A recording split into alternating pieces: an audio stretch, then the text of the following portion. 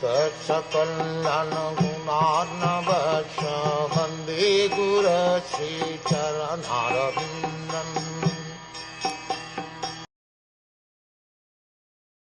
Clouds and dust are carried by the air, but less intelligent persons say that the sky is cloudy and the air is dirty.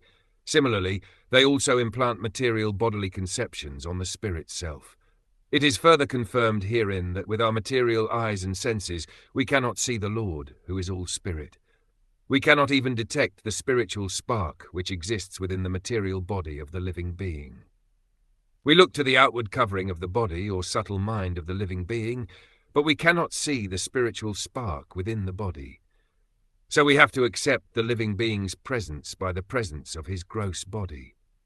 Similarly, those who want to see the Lord with their present material eyes or with the material senses are advised to meditate on the gigantic external feature called the Virat Roop. For instance, when a particular gentleman goes in his car, which can be seen very easily, we identify the car with the man within the car. When the president goes out in his particular car, we say, "There is the president." For the time being, we identify the car with the president.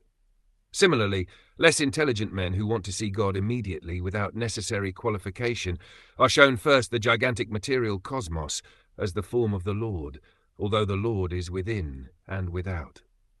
The clouds in the sky and the blue of the sky are better appreciated in this connection.